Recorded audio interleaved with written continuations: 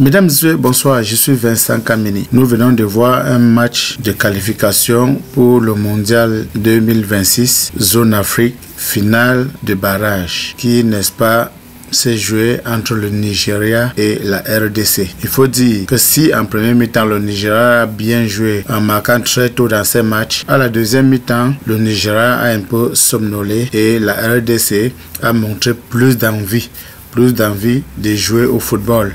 Il faut dire que la deuxième mi-temps, la RDC a complètement dominé le match. Voilà, le Nigeria a mené très tôt dans ce match, mais la RDC est revenue à la 33e minute, n'est-ce pas, pour égaliser. À la deuxième mi-temps, comme je disais plus haut, la RDC a montré plus d'envie que le Nigeria. Nous sommes allés à la prolongation. Sur ces 30 minutes de prolongation, une fois de plus, c'est la RDC qui a beaucoup dominé, qui a beaucoup joué.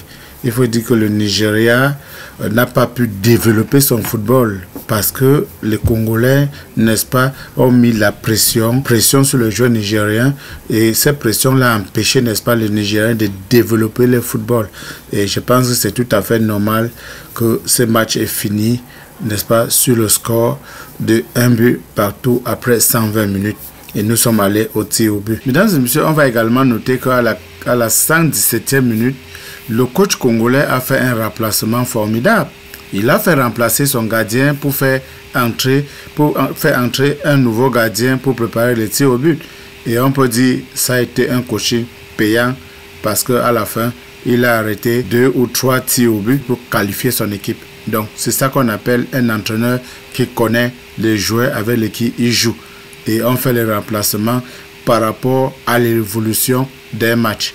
On va dire merci à ces coachs. Au tir au but, c'est le Nigeria qui a été le premier à tirer.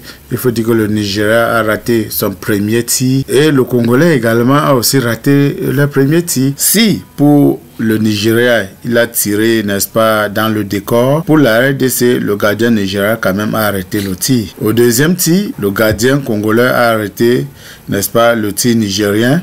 Et le RD Congo a marqué son deuxième tir. Au troisième tir, le tireur nigérien a marqué et le troisième tireur côté congolais a aussi raté. Après 3 tirs au but, mesdames et messieurs, nous étions à 1 but partout. 4e tir, chacun a marqué. Au 5e tir, chacun a marqué. 6e tir, le Nigérien est arrivé, il a tiré et le gardien a arrêté. Le capitaine, n'est-ce pas, qui porte l'équipe de la RDC, vous vous rappelez que c'est lui qui a marqué contre le Cameroun et c'est lui qui est venu tirer cette 6e tir pour qualifier son équipe pour le barrage intercontinental.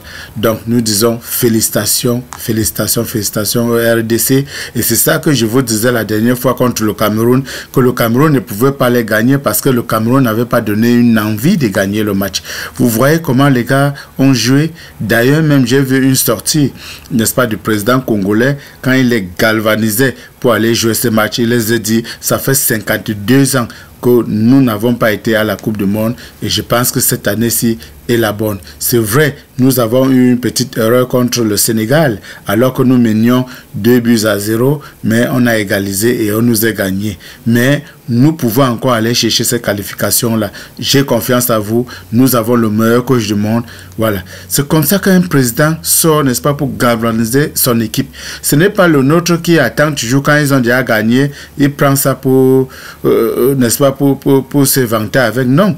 Quand l'équipe est en difficulté, le président peut sortir pour galvaniser ses joueurs et leur promettre même les choses qui peuvent les faire pousser à bout. Les gars peuvent dire, mais nous allons, il a dit, imaginez que vous vous qualifiez, vous devez devenir les héros de la nation.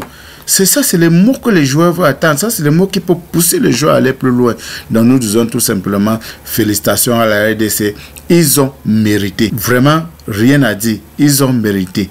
Nous allons prier, nous allons croiser les doigts pour qu'ils continuent et qu'au barrage intercontinental, qu'ils se qualifient pour nous donner cette 10e place-là à la Coupe du Monde 2026 qui va se jouer, n'est-ce pas, au Canada, aux États-Unis et au Mexique. Mesdames et messieurs, merci. C'était Vincent Kameni, toujours à votre service. Comme toujours, n'oubliez pas de liker, de partager, de vous abonner sur nos différentes pages, TikTok, Facebook, YouTube. Donnez-nous de la force, ça ne vaut que rien. Un petit like, ça ne vaut que rien, mais ça nous donne de la force. Merci, je vous aime. Bye bye.